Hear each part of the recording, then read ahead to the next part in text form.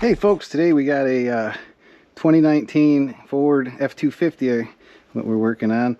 I got the front wheel off, got the rear wheels blocked on each side, got a jack stand on this side, a jack on the other.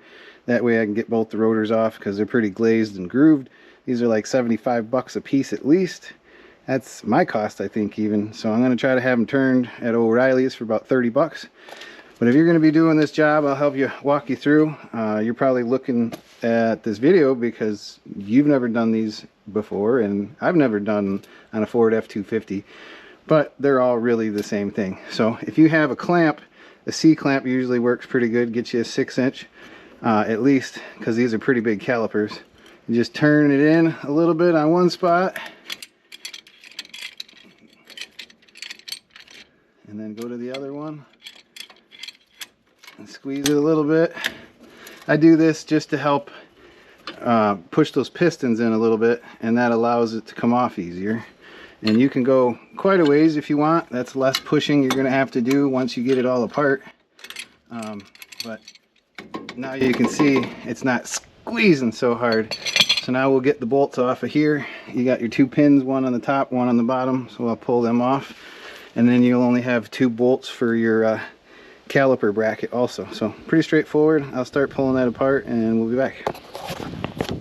Alright, now let's see, what size was this? Looks like these are a 16. Could be standard, but this fits pretty good. I usually like to use a breaker bar and just give it a couple of whacks. Oh, I try not to lose the doggone socket.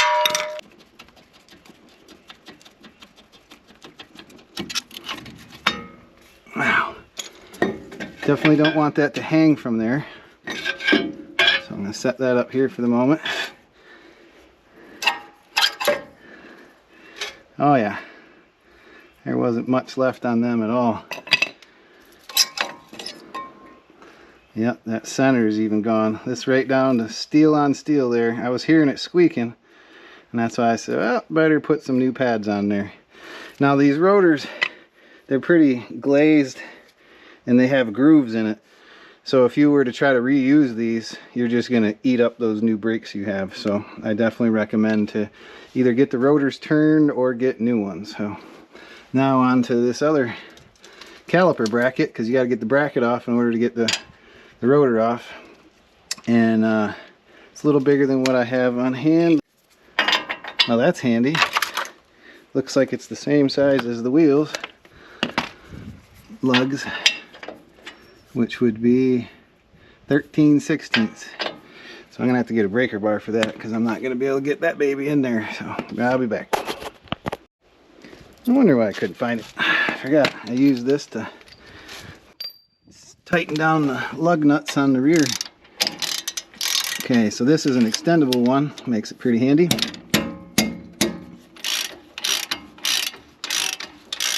Okay, break that one free, break this one.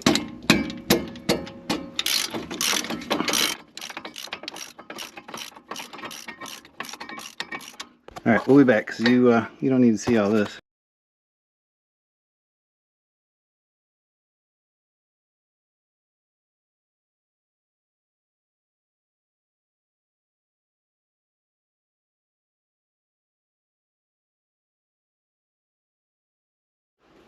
Alright, now this rotor was pretty stuck, so I just, oops, sorry about the noise.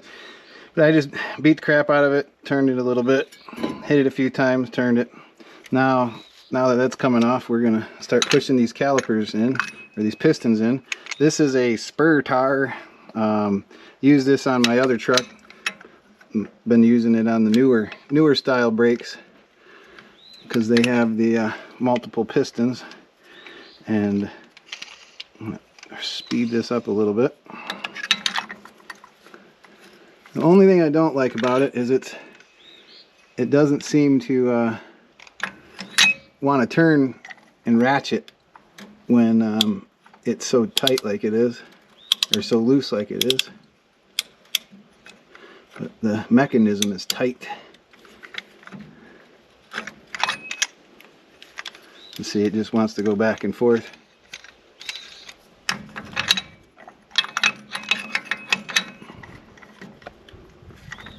But once you get it with some pressure on it, it works just fine. And that's how I knew we were definitely going to need brakes, because it was pretty low on fluid.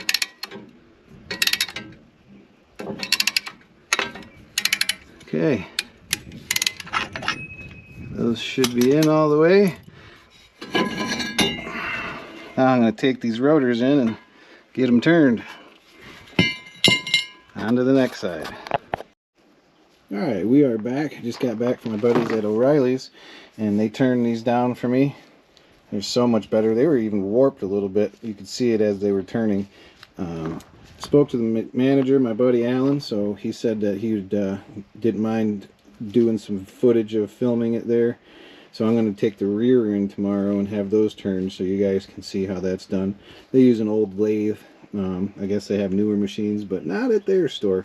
But it works great. I mean, these are beautiful now. So usually I'll use parts cleaner to clean up the surface where they put the oil.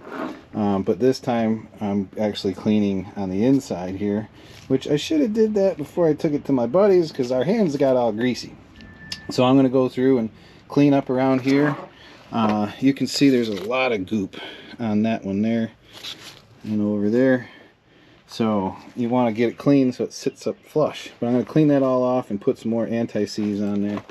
And then we'll get to putting this all back together. Alright, so here we go. There was so much anti-seize in here that I think that may have been what even warped it, because there was a lot on one side, so I imagine it could be possible to kind of have it off just a little bit. If you've ever experienced that and you've done jobs like this and you think that would warp it, let me know. Leave a comment below, because that's interesting. I've never had that much on there. So I got it all cleaned off. I even went through with a little bit of Scotch-Brite all the way around on this lip, because I had to pound off the rotors. And I'm usually the guy that does stuff, especially when customers like what I do. They keep coming back. So I'm probably going to do it again in the future, so I would like to be able to get it off a little bit easier next time. So let's get this baby on here. And then I ended up having to take this old brake pad and using this other compression tool and pushed it in a little bit here, pushed it in a little bit here, and now they should be seated all the way back. Don't push on one side too much, you'll start popping out the other one. I had that happen on a Beamer before. So now we got to get our caliper bracket on. So I have the hardware that came with these pads, so I'm actually going to pop these off, clean up the caliper, and make sure that these pins are sliding good, which they are, so I don't have to worry about these pins, but I do need to replace these clips. You can see there's a notch. It sticks out on the outside, notch sticks out on the outside, same thing. So you don't want to put them in reverse, because obviously that will be rubbing on your rotor if you put this clip over here and this one over there. So don't swap those around. So I want to get this cleaned up, pop on the new clips, and we'll be back. Alright, so here we go. Just show you real quick. Just pop them off. Try not to destroy them, because if you break one of the new ones, you might have something to use. And what I like to use is a little wire wheel.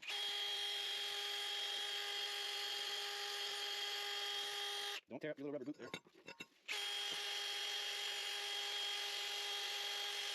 And it's crucial to get it like, well, hello. It's crucial to get it cleaned out in them corners real good, because if you don't, those clips, they won't want to go all the way down, and you'll be like, why won't this pad slide? So definitely want to clean these up pretty good.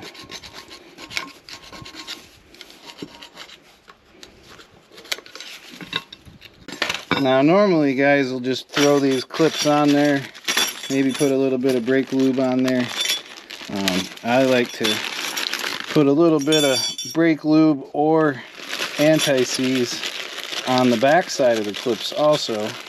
That'll help keep them from rusting out on the back side as well. But just to show you with the clips, you want to have that little tab on the outside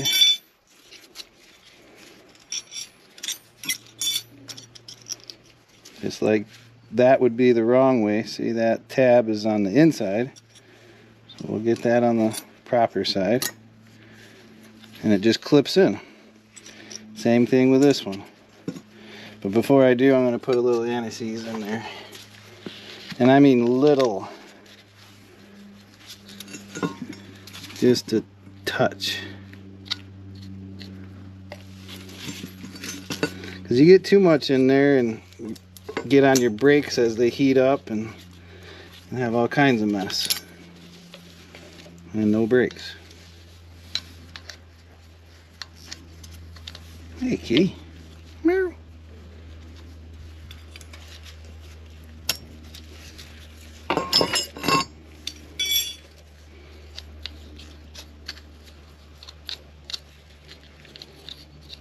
And this will keep it from rusting and help them stick a little bit on there. Again, that'd be the wrong way.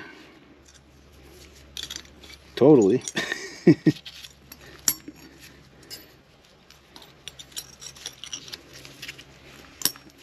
Now I'll get some brake lube and put just a touch on the inside here.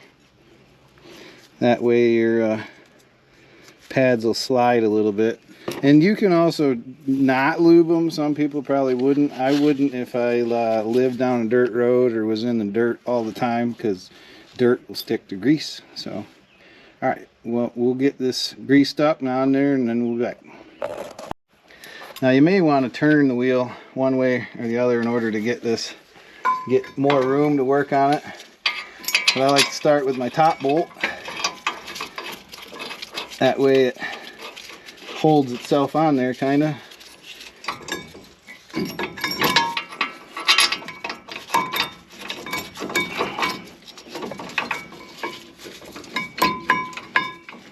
Got her nice and tight, or snug, I should say. Got to get it started, all right.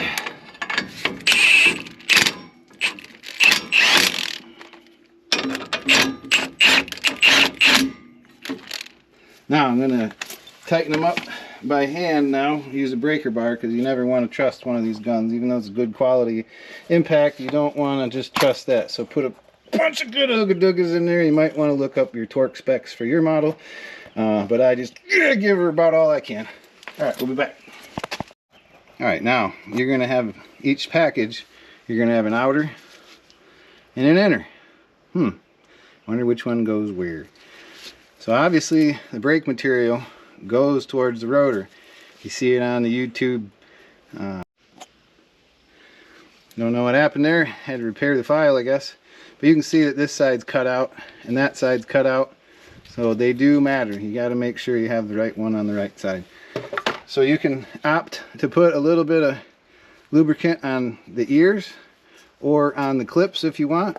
Again, you don't need to if you don't want to. Again, it depends on the way you like to do it. I usually like to, but you know, again, stuff will stick to it. So I'm gonna go get some brake grease and then I'll be back. So I like to put a little bit on the piston boot, because that helps it not dry out. And they're looking pretty dry. Again, less is more. Or less is best, I guess. And again, same thing on the clips. I'm actually going to just put a little bit on the ears. Tangs, I don't know, whatever you want to call those.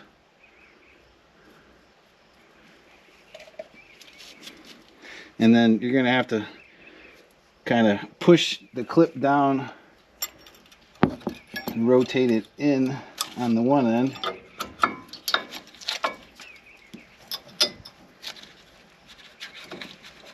But don't bend it, whatever you do.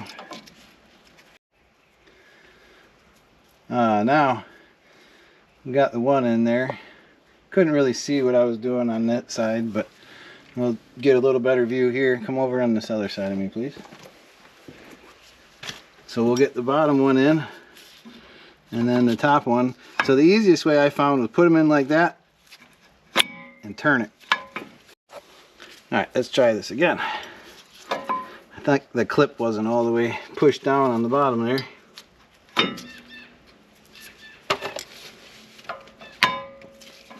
There we go. But yeah, just make sure you don't see those bent at all, and just take a look at the front and the back. And now we'll get our caliper on. Again, make sure your pistons are pushed in, make sure you got just the right amount of grease.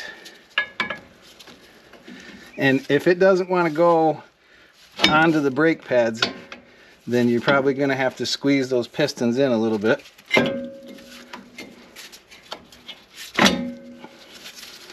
And you might have to push in those bolts there, because I had to push them in just a touch. Ooh, don't want to leave a piece of glove in the bolt.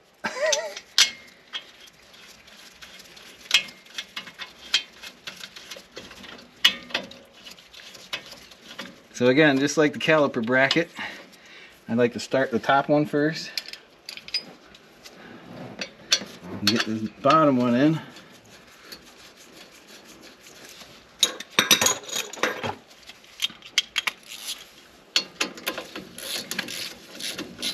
Again, get your torque specs and torque it to whatever they say.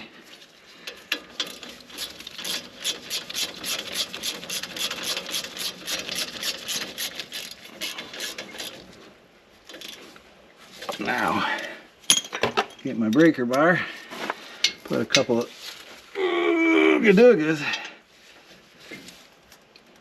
and then that's one side done. Now I'll turn it a little bit.